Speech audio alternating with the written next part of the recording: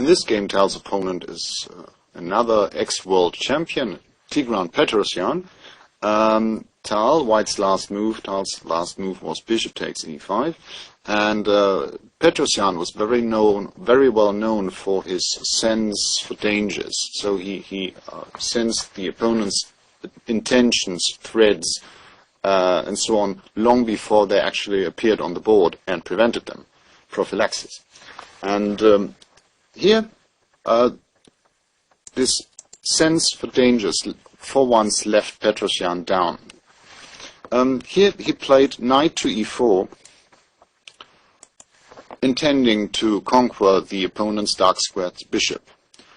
A good idea, basically, strategically, but this increases White's lead in development decisively. Knight e4, Tal just took on e4, bishop takes e5, knight f3, bishop back, and now rook a to d1. White is completely mobilized here, and black has problems with his bishop on d7, so this knight on b8 can't move. He went out of the d file, playing queen c8, bishop c4, getting the last piece into an active position. Bishop e8, and here we go. How did Tal continue here? How did he start to harass, to attack the black king? What would you do here?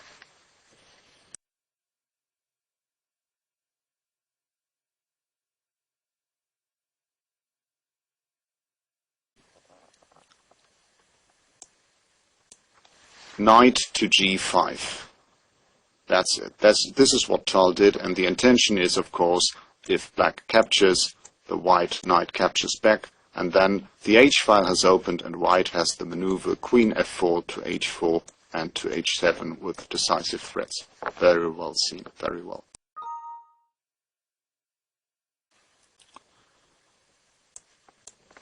Knight to g5, h takes g5, knight takes g5. If black can't decline this offer after king h8, queen f4, setting under fire this point f7, for example, queen here, queen takes, and now, well, it takes its toll that black hasn't developed his queen's knight yet. White simply plays rook d8 and is winning, simply. So this is one line of declining the sack, and if king here, for example, king g8, white can even play the direct knight e6, exploiting that queen and king of black are placed on the same diagonal. Bishop e6 coming. So, black must take, knight takes, king g8, and queen f4 is logical. Simply threatening queen h4, followed by queen h7 checkmate. And Petrosyan defended with knight d7, and now it's your move again. How would you continue White's attack?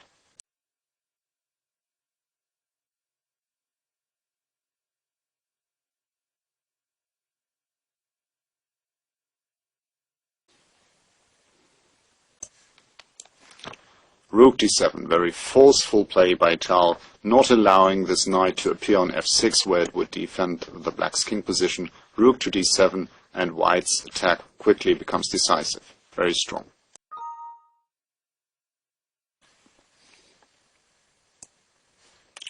Rook takes d7, eliminating a potential defender. This knight is not allowed to go to f6. Petrosyan took with a bishop.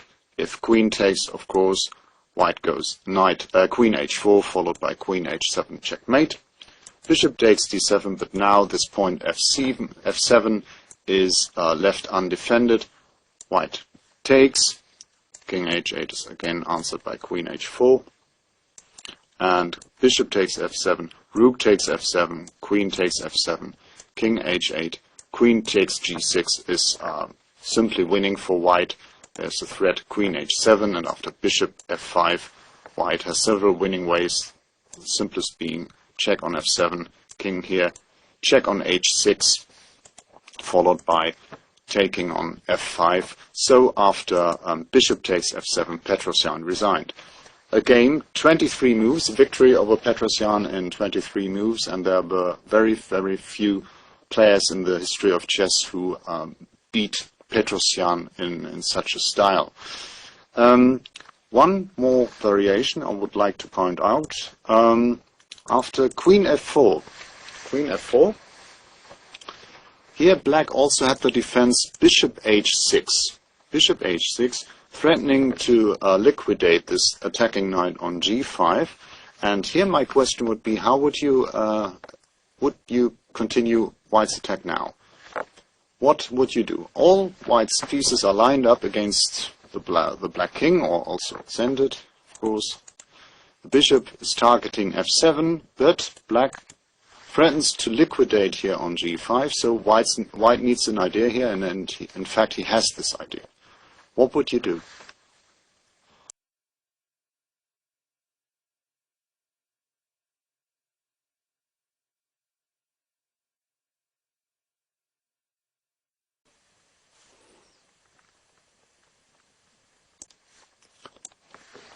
Rook takes E8. And this is really brilliant. Rook takes E8 deflects either the queen from the diagonal to F5 or the rook from the point F7. So after rook takes, of course, this is followed by checkmate. And if after rook takes E8, queen takes E8, bishop G5 is, of course, answered by queen F7, also losing. So if here queen takes E8, White has this brilliant move, queen F6. Queen F6, White is down a whole rook, but Black has no way to prevent this capture on G6, and White is winning with his remaining few pieces. Bishop takes G5, queen takes G6, king to the H file, check on H5, king here, check on G5, king to H7 or H8, and now the coup de grace is rook D4 with the unparalleled threat rook H4, because queen E1 can simply be answered by bishop F1, and there's no defense against rook H4. And this was a line of course, I think Tal saw this naturally, and I think it could be that Petrosyan calculated very, very far, but overlooked something in this line. So this would be my explanation why he allowed White to why he played knight e4, allowing White to get such a strong attack, because he overlooked something in this line. Because after bishop h6, this is the only way for White to win, in fact. If he goes queen f6 immediately, Black has queen f5, and all of a sudden the position is very unclear.